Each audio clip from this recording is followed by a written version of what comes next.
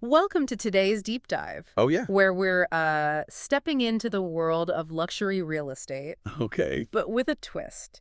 Ooh. Picture this, a skyscraper synonymous with wealth and exclusivity. Okay. 432 Park Avenue, Right. designed by the renowned Raphael Vignoli. Yeah.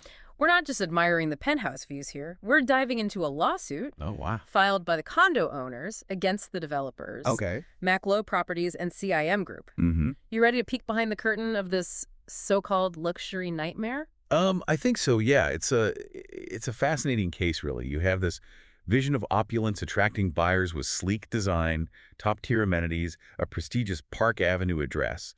Units were selling for tens of millions, Yeah. reaching a total initial offering price of over $2 billion. Wow. But then comes this lawsuit alleging over 1,500 construction defects. Oh my gosh. That's not just a leaky faucet here and there. Yeah. It's suggesting a pattern of cutting corners that potentially compromise the building's safety and livability. 1,500 defects. Yeah. That number is mind-boggling. What are we talking about specifically? Well, the lawsuit goes into detail about persistent flooding throughout the building, causing damage and disrupting even basic services like elevators. Imagine paying top dollar for a luxury residence, Right. only to be constantly dealing with water damage. I can't even imagine. And what about those complaints of intolerable noise? The lawsuit mentions constant creaking, banging, clicking. Right, and that's attributed to the building's sway. Particularly noticeable in a super tall structure like this one. Right. Residents complain of these sounds, making their units practically unlivable. So not exactly the tranquil, luxurious experience they were promised. The lawsuit also describes terrifying instances of residents trapped in elevators due to malfunctions often attributed to the building's response to wind. Then there's this chilling arc flash incident from June 2021. Can you tell us more about that? Yeah, that incident involved a contractor drilling into concrete, Yeah. who hit electrical wiring, causing an explosion and a power outage. The lawsuit claims this points to a lack of proper documentation, like as-built drawings and inadequate safety measures. Sounds pretty serious. And this brings us to a term the lawsuit uses a lot, sponsor malfeasance. Can you explain what that means in this context and why we should care? Well, sponsor malfeasance in this case refers to the allegation that the developers, as sponsors of the condo, engaged in a pattern of neglecting their obligations and potentially acted in bad faith. The condo owners claim this impacted the building's safety and livability, directly affecting their lives and investments. They hired SBI consultants to assess the damage, and their reports are pretty damning. What did those reports find? Well, the residential report alone identified 1,237 defects across various building systems, structural, mechanical, electrical, plumbing, you name it. And there's a separate commercial report highlighting even more defects, with a $5 million repair estimate just for those. Wow, and there's this whole issue of a sponsor-controlled board being more interested in protecting the developers than the residents? Yeah, the lawsuit alleges that the initial board, which was appointed by the developers, delayed turning over control to unit owners, and even tried to manipulate election rules to maintain their influence. Oh, wow. That certainly raises questions about whose interests they were truly serving. And it sounds like they're also accusing the developers of using value engineering tactics. What exactly does that mean? In essence, it means prioritizing upfront savings during construction over long-term quality and efficiency. The result, costly problems down the line. And those costs often get passed on to the residents. So cheaper materials or systems that end up costing more to maintain or replace. The lawsuit gives some examples, right? Like that costly elevator maintenance contract. Yes, they allege the developers chose a cheaper elevator system, Yeah. which locked them into a long-term maintenance agreement with higher than average rates. That's a classic example of short-term gain, long-term pain. And remember those noisy railings we talked about?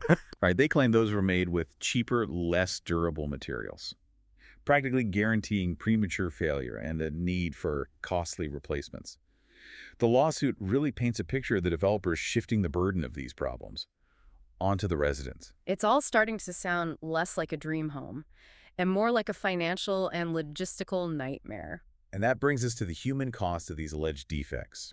The lawsuit highlights personal stories like that of Richard Ressler. He's the chairman of CIM and a unit owner himself. And even he admitted to intolerable noise levels in his own unit. That's a pretty striking detail. Even the chairman of one of the development companies is affected by these problems. It really adds another layer to the narrative, doesn't it? And it highlights that these issues impact real people in very real ways. The lawsuit mentions residents displaced from their homes for months due to repairs, facing ever-increasing common charges to cover those costs, and dealing with the impact of a D energy efficiency rating on their property values. Talk about a far cry from the luxury lifestyle they were sold. It's exactly. The lawsuit highlights this jarring clash of expectations. Buyers were promised perfection, unparalleled luxury and convenience. Instead, they allegedly got a building riddled with problems, financial burdens, and a sense of betrayal. It raises a critical question. Is this an isolated incident or a symptom of a larger problem within the luxury development world? That's a question worth exploring further. We'll be back to continue our deep dive into the legal arguments and the potential implications of this case. Stay tuned. Welcome back. Before the break, we were discussing this clash of expectations between the luxury promised and the reality experienced by the residents of 432 Park Avenue. The lawsuit doesn't just focus on the defects themselves. It delves into how these issues might have originated. So let's dive into that. I'm curious about the claim that the building's design, while visually striking, may have actually contributed to some of these problems. Yeah. The lawsuit highlights the unique challenges that come with designing a super tall structure like 432 Park Avenue.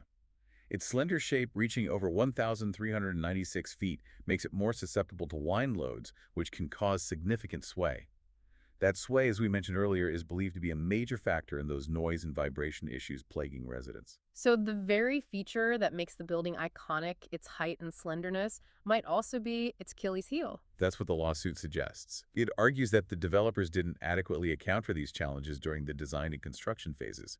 And they bring up the stack effect as another example. Stack effect, refresh my memory on what that is. Imagine a chimney. The stack effect is similar to that. It's a phenomenon in tall buildings where air pressure differences create strong upward and downward drafts within elevator shafts and stairwells.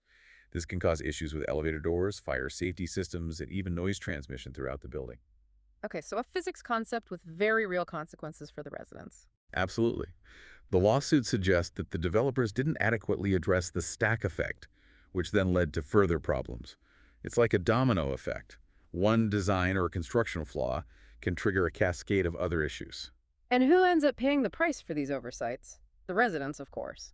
The lawsuit argues that a series of decisions made by the developers effectively shifted the burden of these costly problems onto the shoulders of the unit owners. Those value engineering tactics we discussed earlier exemplify this alleged cost-shifting strategy. Right. Those choices that saved money up front but created long-term headaches and expenses. The lawsuit provides some compelling examples. Let's look at the elevators again. They claim the developers opted for a less expensive elevator contract that locked them into a long-term maintenance agreement with higher than industry standard rates. So instead of investing in a higher quality elevator system, initially they went for a cheaper option that ended up costing the residents more in the long run. That's the allegation. And it gets even more complicated. The lawsuit also mentions that the developers allowed the elevator company to install proprietary equipment and software, making it extremely expensive to switch to a different provider if they're unhappy with the service. Wow, that sounds like a pretty savvy, if somewhat cynical business move. Well, that's for the courts to decide. But the lawsuit certainly raises some ethical questions about the developers' priorities.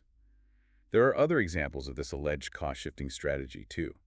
They mention the use of cheaper, less durable railings on the drum floors, those mechanical floors throughout the building. You mean the railings that were supposedly fixed with duct tape? Yes, those. The lawsuit claims the developers knew these railings were inadequate, but chose to install them anyway, knowing that the residents would likely have to pay for replacements down the line. It's a pattern of prioritizing short-term gains over long-term responsibility. And the residents are left feeling like they've been taken advantage of. They paid top dollar for luxury, and instead they're dealing with a building that seems to be falling apart. The lawsuit digs even deeper into this sense of betrayal by examining the role of the initial board. Remember, when a new condo building is built, the developer typically controls the board until a certain percentage of units are sold. So the initial board was essentially appointed by the developers? Exactly. And the lawsuit alleges that this initial board acted in the interests of the developers rather than the residents. They claim the board consistently downplayed the severity of the problems, delayed necessary repairs, and resisted attempts by residents to gain more control over the building's management. That creates a sense of powerlessness for the residents, doesn't it? Like they have no recourse when facing these significant problems. It certainly does. The lawsuit describes a situation where residents felt their concerns were ignored. Their requests for repairs were met with resistance, and their attempts to gain greater control over their own building were thwarted. It's a classic David and Goliath story. But instead of a giant, they're up against powerful developers and a board that seems more interested in protecting those developers. It's a story that highlights the importance of transparency, accountability, and frankly, common sense in the world of luxury development. Buyers should be able to trust that the developers have their best interests at heart, not just their own bottom line. Absolutely. This lawsuit, whether it ultimately succeeds or not, forces us to confront these uncomfortable truths about the real estate industry.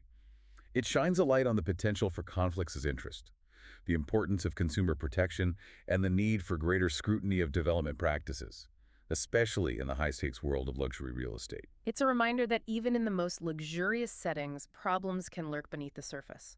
And when those problems emerge, it's crucial for buyers to have a voice and a means of seeking redress. And that's where this lawsuit comes in. It represents the collective voice of these residents, their attempt to hold the developers accountable for the alleged shortcomings of 432 Park Avenue. We've been dissecting this lawsuit about 432 Park Avenue, focusing on the alleged defects and the developer's actions. Now let's dive into the legal claims themselves. You've mentioned breach of contract and breach of fiduciary duty. Can you break those down for us? Sure. The lawsuit alleges that the developers made specific promises about the quality and condition of the building through the offering plan and purchase agreements. The numerous defects and the developer's failure to address them, they argue, constitute a breach of those contractual promises. They're essentially saying, here's what we were promised, here's what we got, and here's the proof. So it's about holding the developers accountable for what they promised but didn't deliver. And those detailed reports from SBI consultants outlining the extent of the defects play a key role here. Exactly. Those reports serve as evidence to support the claim of breach of contract. Now, the breach of fiduciary duty claim targets both the developers and the members of that initial board we talked about. Right, that sponsor-controlled board. Can you remind us what fiduciary duty means in this context? A fiduciary duty is a legal obligation to act in the best interests of another party. In this case, the developers, as sponsors of the condo, had a fiduciary duty to act in the best interests of the unit owners. The board members also have a fiduciary duty to act in the best interests of the association and its members. So the lawsuit claims both the developers and the initial board failed to uphold these duties. Precisely. They allege that the developers prioritized their own interests over the well-being of the residents, and that the initial board influenced by the developers did the same.